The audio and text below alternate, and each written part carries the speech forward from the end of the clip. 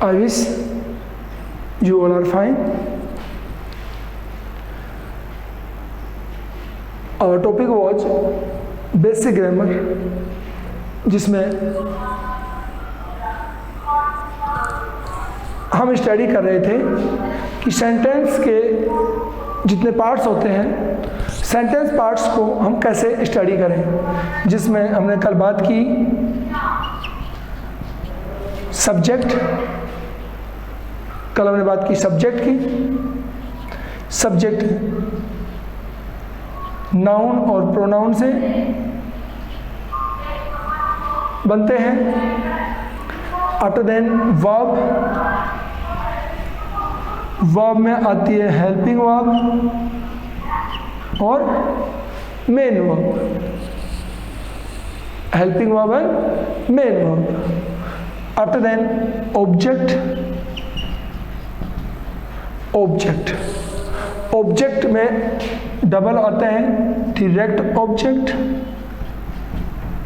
Direct object और indirect object. ठीक है, इन सभी कंटेंट्स को स्टडी करने के बाद हम एक सेंटेंस के एवरी वर्ड को एनालिसिस कर सकते हैं, एवरी वर्ड को। तो प्रोनाउंस के सब्जेक्ट्स को हम जानते हैं।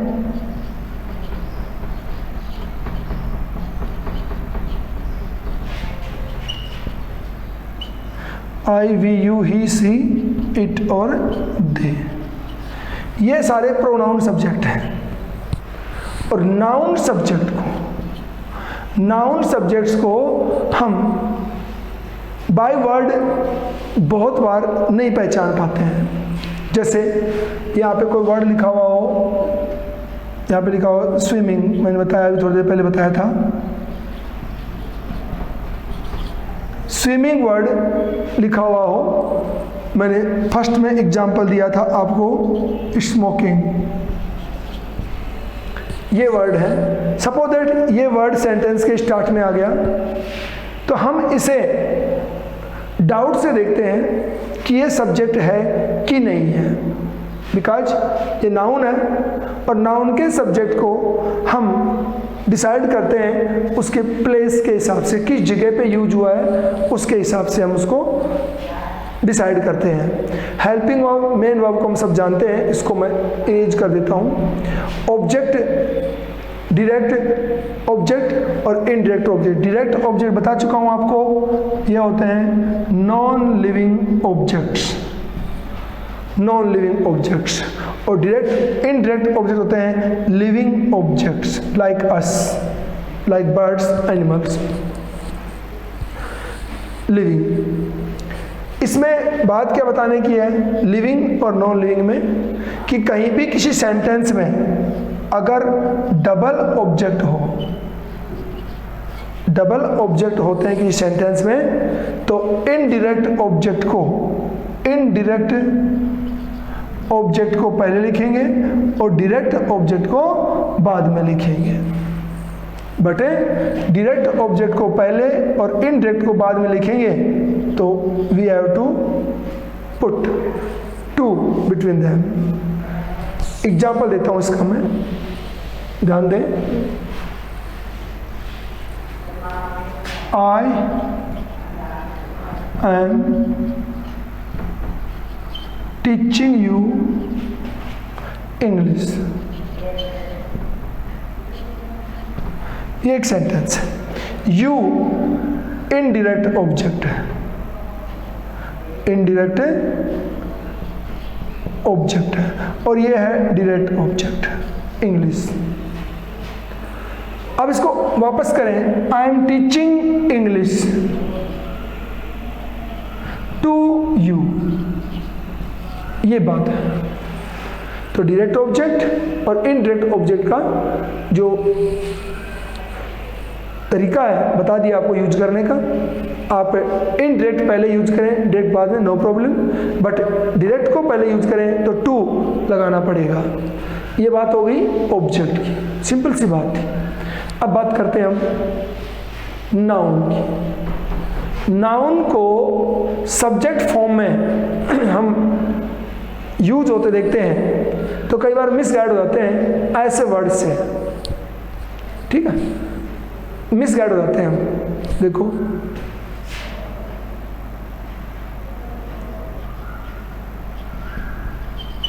having seen the snake, I cried loudly।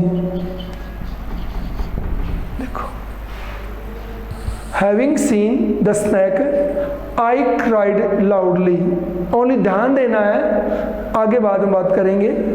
जो ही इस सेंटेंस को हमने देखा, कोई पूछे इसका टेंस कौन सा है, इसमें सब्जेक्ट क्या है, इसमें मेन वर्ब कौन सा वर्ड है, तो हमारा मेन मकसद है सब्जेक्ट। सब्जेक्ट क्या है, तो एक तो प्रोनाउन का सब्जेक्ट हमें दिख गया आई, दिख गया ना, ये हमारे इस सेंटेंस का सब्जेक्ट है, और क्राइड है जो वर्ब है। अब बात करते हैं इसकी, हैविंग सीन द स्नेक, ये क्या है, ये हमारा सब्जेक्ट पार्ट ही है, पूरा सब्जेक्ट पार्ट है। और वैसे देखा जाए तो हैविंग सीन पार्टिसिपल है। पार्टिसिपल क्या है इसका मतलब, सांप को देखते ही मैं जोर से चिल्लाया, सांप को देखते ही मैं जोर से चिल्लाया, तो ये पूरा सब्जेक्ट पार्ट है। और हम इसमें मिसगाइड हो जाते हैं जब नॉलेज ना हो, तो नॉलेज होता है नो प्रॉब्लम, तो ये पूरा नाउन पार्ट है, ये हमारे प्रोनाउन के साथ मिलके सब्जेक्ट का रोल करता है यहाँ से यहाँ तक का, तो ये नाउन पार्ट है, पार्टिसिपल इसको बोलते हैं। अब मैं इसका दूसरा एग्जांपल आपके सामने दे चुका हूँ पहले भी, फिर बता दूँ मैं आपको। जैसे हम बोलते हैं, पहले भी क्लास हो चुकी है, स्मोकिंग किल्स, मैंने लिखा था पहले भी, ING आ रहा है, हम यहाँ मिसगाइड हो जाते हैं। किल में एस या ES आ रहा है, डबल चीज़ आ रही है, इंडेफिनेट का है, ये कंटिन्यूस की पहचान में आता है, हम यहाँ मिसगाइड हो जाते हैं ना। किल्स मेन वर्ब की फर्स्ट फॉर्म में एस और ES, present indefinite functional, fix हो गया। तो इससे पहले जो वर्ड यूज हुआ है वो वर्ड हमारा क्या है, सब्जेक्ट है। और सब्जेक्ट जिसको हम कहेंगे that should be only noun और प्रोनाउन। प्रोनाउन को हम बाय फेस जानते हैं, I, we, you, he, she, it, they, तो ये क्या हुआ, नाउन। इसलिए सब्जेक्ट नाउन और प्रोनाउन होते हैं। नाउन्स को पहचानना है अकॉर्डिंग टू देयर प्लेस, किस जगह पे कौन वर्ड यूज हुआ है, अकॉर्डिंग टू दैट हम उसको नाम देंगे। और ये किस में होता है, मोस्टली नाउन्स में होता है, संज्ञाओं में ऐसा होता है, बाकी तो हम पहचान लेते हैं।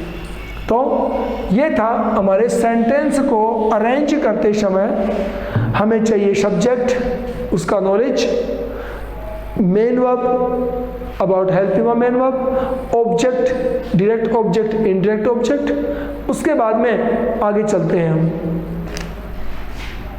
ही सिंग्स,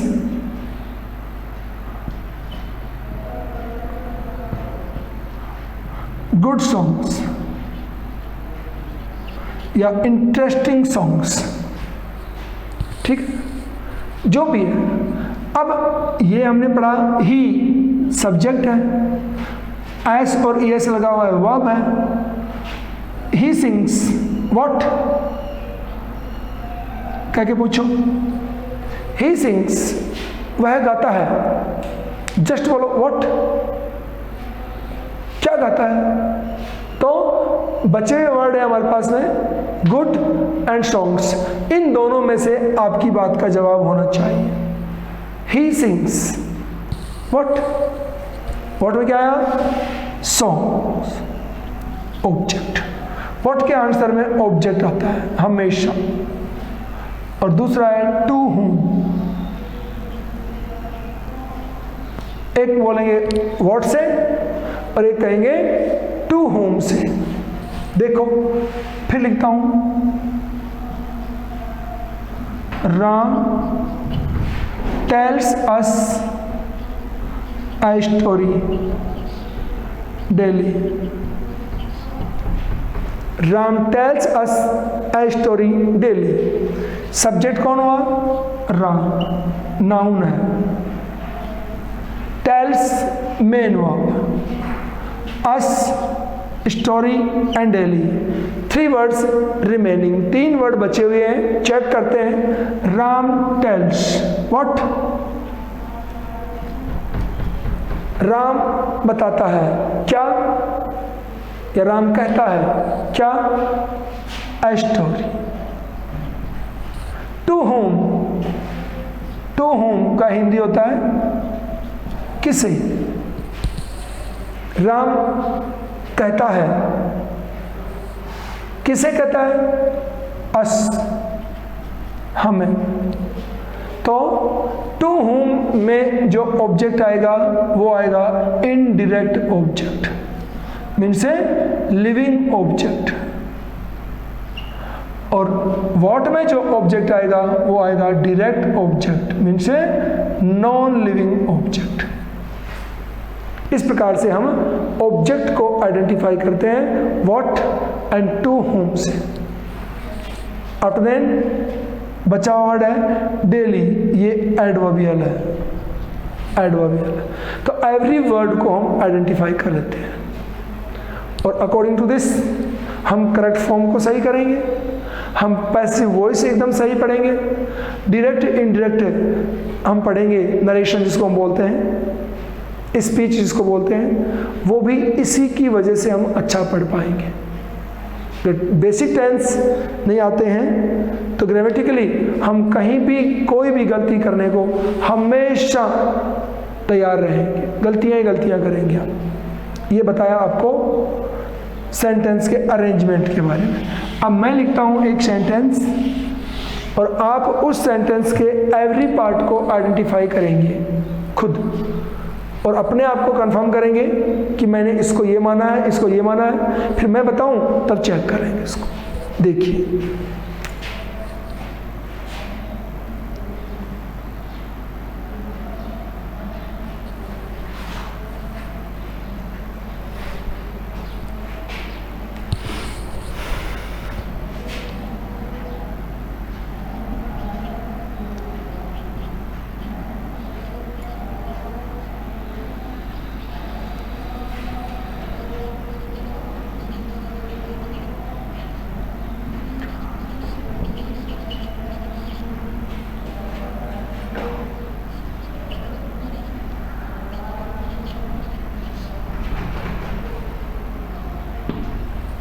देखो एक सेंटेंस लिखा है मैंने बोर्ड पे, as I opened the door my dog ran away.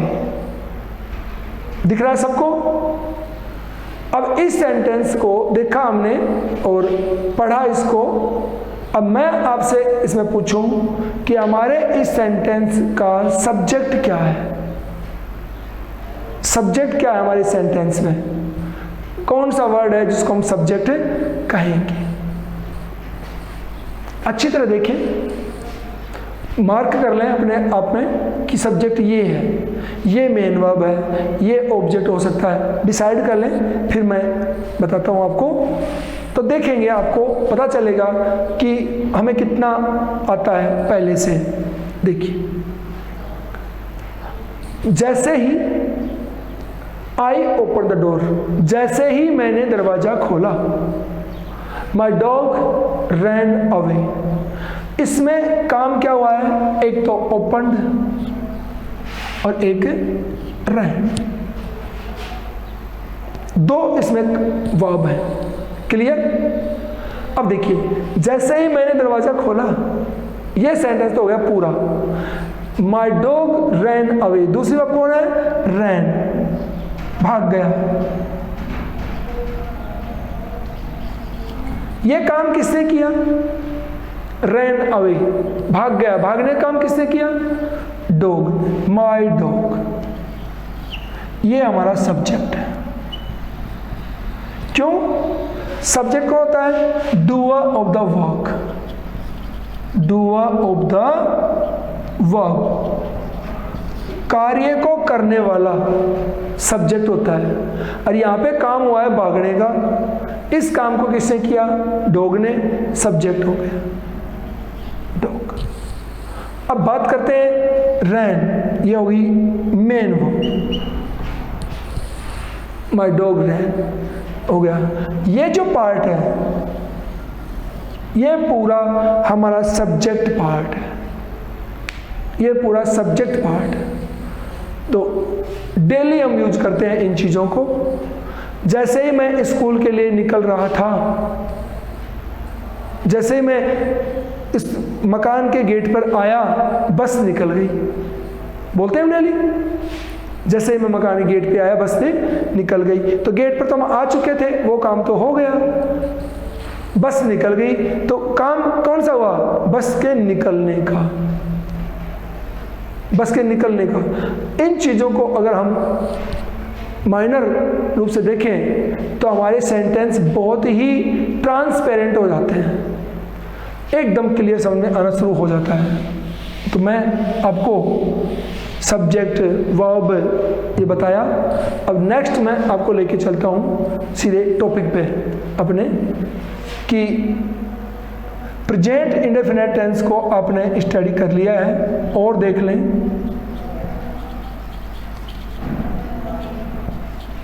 Present indefinite के दो पार्ट होते हैं, एक होता है फंक्शनल, इसको मैं स्टडी कराता हूँ।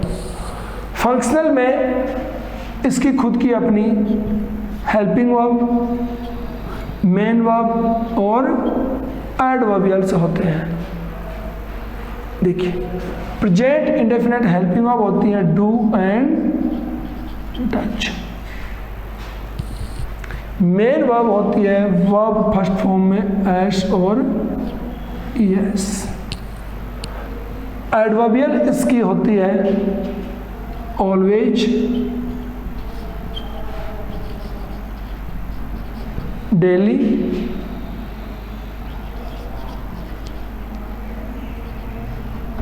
Generally,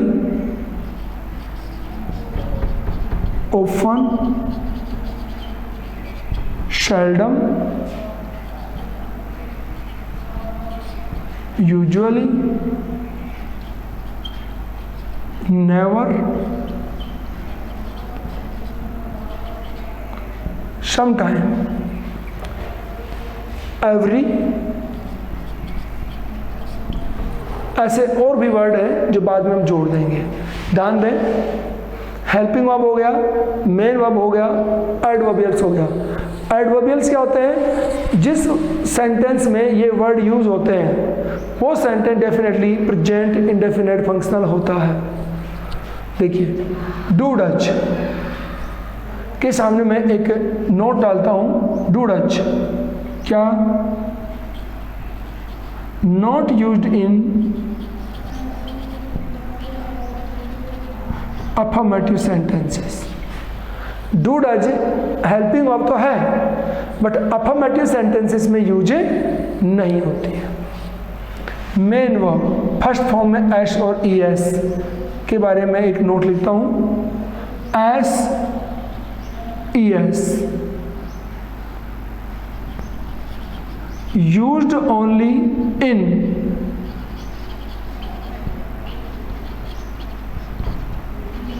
affirmative sentences with a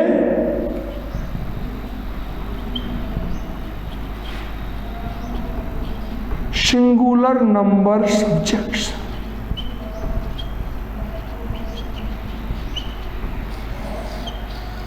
ये हो गया इसका नोट्स, ठीक है। एस और ई एस हमेशा यूज नहीं होता है, ये ओनली अफर्मेटिव सेंटेंस में यूज होता है, और उसमें भी एक कंडीशन और होगी, affirmative and subject should be singular number, singular number subject होना चाहिए। तो ये हेल्पिंग वर्ब का नोट और मेन वर्ब का नोट दोनों काउंटर पार्ट होते हैं। ये नोट यूज होगा तो ये नहीं होगा, ये होगा तो ये नहीं होगा। मीन्स डू डज यूज होंगी तो एस और ई एस यूज नहीं होगा। और नीचे एडवर्बियस लिखिए। अब मैं लिखता हूं सेंटेंस इसका, देखिए, I always go to teach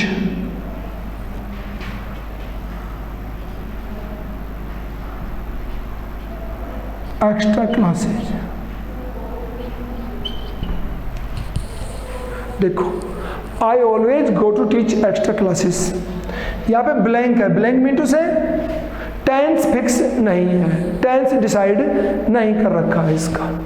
अब हम करेंगे, हमने क्या देखा, always, always means present indefinite tense, और present indefinite means helping of do does, main verb first form में एस और ई एस।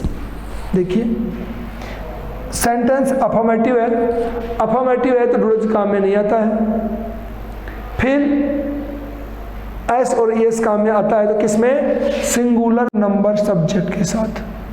और हमारा सब्जेक्ट कौन है, आई। ध्यान देंगे, आई फर्स्ट पर्सन का सिंगुलर नंबर सब्जेक्ट है, बट इंग्लिश में सिंगुलर नंबर में काउंट नहीं करते इसको, इसलिए आई के होते हुए भी हमारी मेन वर्ब की first form as it is आएगी, एस या ई एस नहीं लगेगा। दूसरा एग्जाम्पल इसका लिखता हूं, he always go to teach extra classes. वो का वो सेंटेंस में रिपीट किया है सेम, लेकिन सब्जेक्ट कौन कर दिया, ही, सिंगुलर नंबर, और सिंगुलर नंबर के अकॉर्डिंग मेन वर्ब की फर्स्ट फॉर्म में एस और ई एस आना चाहिए। मेन वर्ब फर्स्ट फॉर्म में एस और ई एस आना चाहिए।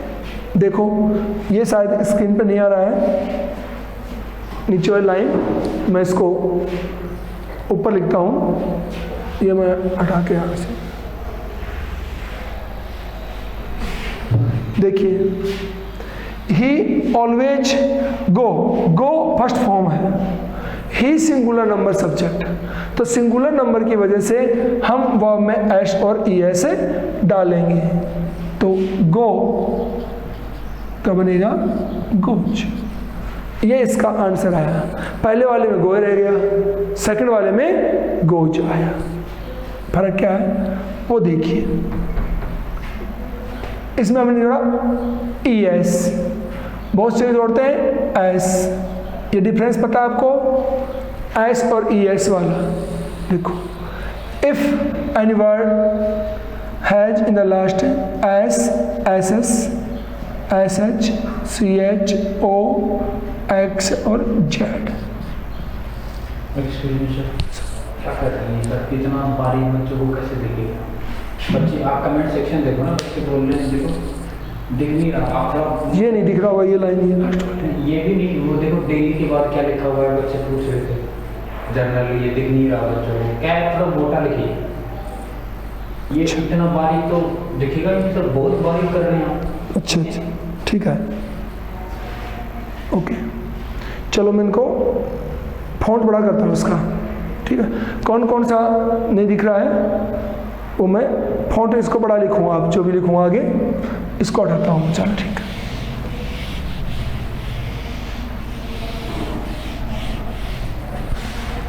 चलिए इसको बड़ा लिखता हूँ, किसी भी वर्ब का जो लास्ट लेटर है, last letter S, double S, S H, C H, O, X और जेड, अगर लास्ट लेटर इनमें से कोई है तो हम ई एस ऐड करेंगे, अदरवाइज एस ऐड करेंगे। इनके अलावा होता है एस ऐड करेंगे। ये बात थी एस और ई एस की। और मैं एग्जांपल दूं, फिर देखें। Radha come to cook my food, come to cook my food, often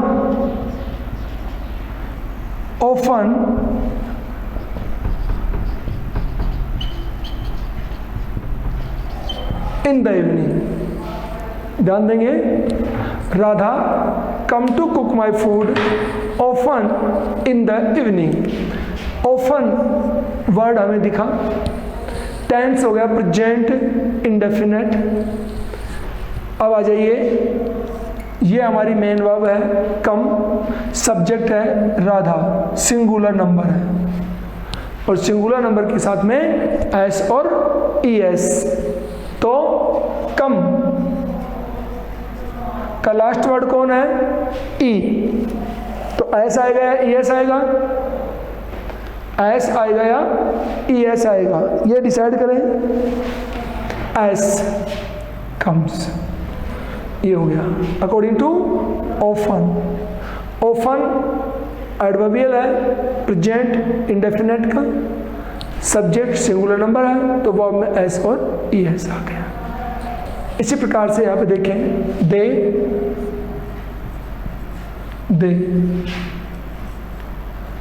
go to play hockey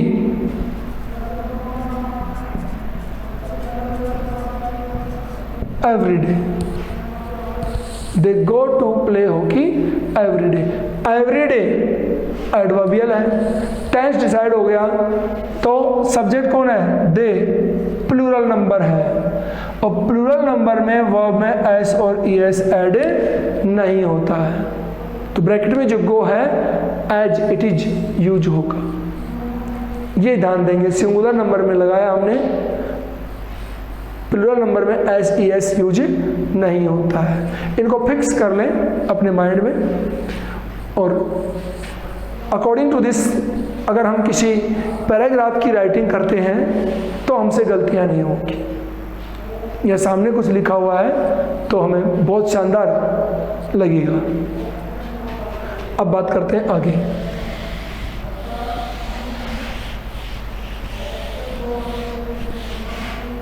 ये हो गया। अब प्रेजेंट इंडेफिनिट जो है उसको ऐसे कैसे रखें, और ब्रैकेट में मैं लिखता हूं डेस्क्रिप्टिव। ब्रैकेट में क्या होगा? डेस्क्रिप्टिव ब्रैकेट में होगा।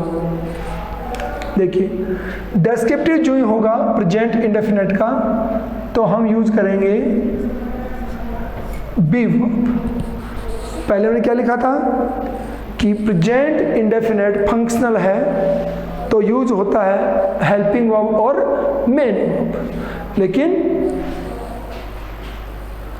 डेस्क्रिप्टिव होगा तो बी वर्ब यूज होगा। और बी वर्ब क्या है? Is am are, is am are. ये प्रेजेंट इंडेफिनिट डेस्क्रिप्टिव की बी वर्ब होती है, इज एम आर। इसको यूज करेंगे हम। सेम वही होगा, एडवर्बियल्स वही होंगी, एडवर्बियल्स वही होंगी। चलते हैं, देखिए, आई एम, मैं इसको हटाता हूं, ब्लैंक, बी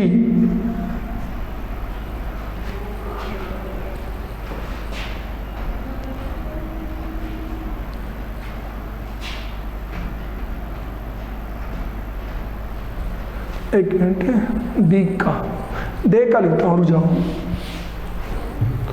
दे ब्लैंक बी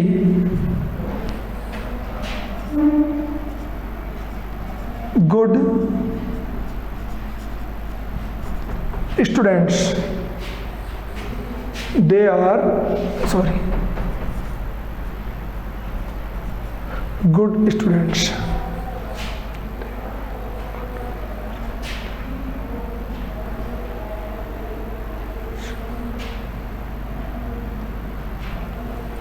हो गया। देखो इधर ये सेंटेंस हमारे सामने है और ब्रैकेट में क्या आ गया, बी। तो बी को अगर हम देखें तो इसकी फॉर्म नहीं भरनी है अपने को। बी की कौन सी फॉर्म करनी है, बीइंग करना है, बीन करना है, क्या करना है, ये हम नहीं देखेंगे।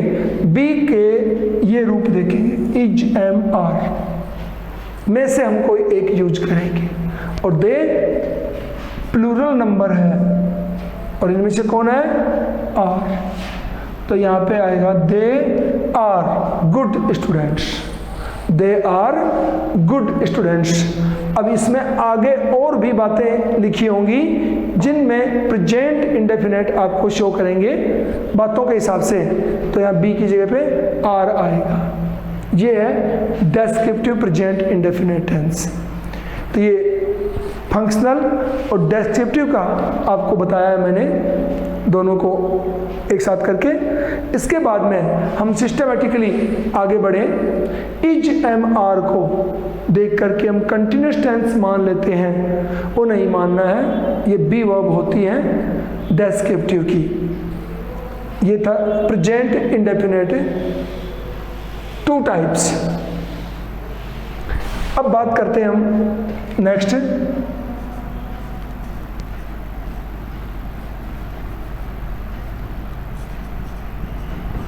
Present continuous tense.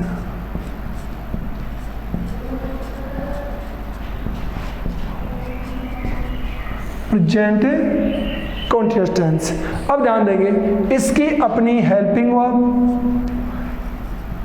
Main verb और एडवर्बियल्स होते हैं। यहां पे आपका कंसेप्ट क्लियर हो जाएगा इज एम आर वाला। हेल्पिंग वर्ब इसकी होती है इज एम आर और मेन वर्ब फर्स्ट फॉर्म में, फर्स्ट फॉर्म सीधा लिखता हूं, first form plus I N G. Adverbials today,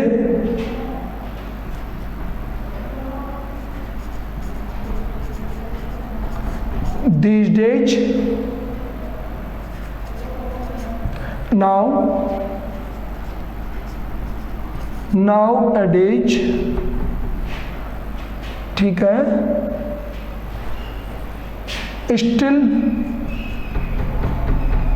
still, ठीक है। इसके अलावा और भी जो हैं वो आपको बाद में ऐड करवा दी जाएंगी। ओके, ध्यान देंगे आप तो इसके ऊपर। ये इसके एडवर्बियल्स हैं। अब देखिए इज एम आर और फर्स्ट फॉर्म है आई एन जी, इसकी हेल्पिंग वर्ब है is am are. Is am are को हम पहले स्टडी कर चुके हैं डेस्क्रिप्टिव में, बस इन दोनों के डिफरेंस को आपको आइडेंटिफाई करना है। ये अपने प्रेजेंट इंडेफिनेट और कंटिन्यूअस को पढ़ाते समय ध्यान रखने की बात होती है। ओके, देखिए इज एम आर जहां भी आपको हेल्पिंग वर्ब में शो होगा तो उसके जस्ट साथ में वर्ब फर्स्ट फॉर्म में आई एन जी भी होनी चाहिए। Like I am teaching you, I am teaching you मैंने लिखा, तो इज एम आर और I N G present continuous tense. Okay, I am teaching you now, now को जोड़ देता हूं मैं, एडवर्बियल हो जाएगा इसका, I am teaching you now. अब मैं इसको चेंज करता हूं,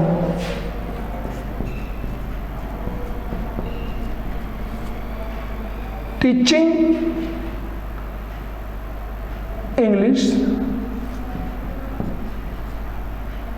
teaching English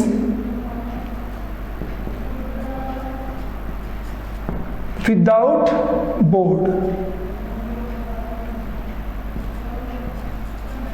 teaching English without board is not good,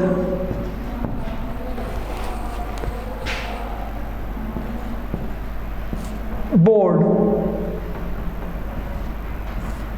क्या हो गया, BORD, ब्लैक बोर्ड। और देखो इधर, teaching English without board is not good, ये देखना है। स्पेलिंग मिस्टेक हो सकती है कोई, नो प्रॉब्लम, बता देंगे आप लोग। इज और टीचिंग रह गया फर्स्ट में, टीचिंग भी आ रहा है, इज भी आ रहा है, यहाँ पे एम है, टीचिंग है, ध्यान ये देना। तो क्या इसका टेंस और इसका टेंस सेम है? नो, यहाँ पे इज MR के बाद में नोट के साथ यहाँ पे ING फॉर्म आनी चाहिए, यहाँ पर आनी चाहिए, न कि वहाँ पर, क्योंकि इज से पहले का ये जो सारा पार्ट है, ये सारा पार्ट तो सब्जेक्ट बन चुका है, और ये इज यहाँ है, डेस्क्रिप्टिव हो गया है, डेस्क्रिप्टिव प्रेजेंट इंडेफिनिट टेंस होगा। तो कॉन्टिन्यूअस टेंस में इज MR के जस्ट बाद में ING फॉर्म होनी चाहिए, ये आप ध्यान देंगे। जो आपको मेन जो बताना था कॉन्टिन्यूअस टेंस का, वो कंसेप्ट है कि helping verb plus first form में ING एक साथ रहना चाहिए, अलग अलग नहीं। अब मैं इसको इरेज करता हूँ और एक एग्जांपल और देता हूँ। टाइम आई थिंक हो लिया है पूरा, बस थोड़ा ध्यान दे देंगे कि कंटिन्यू रहेंगे तो क्लास आपकी ठीक हो जाएगी। टेंस कंप्लीट होंगे तो हम पैसिव और डायरेक्ट इनडायरेक्ट अच्छे प्रकार से अंडरस्टैंड कर पाएंगे। देखिए, सी इज,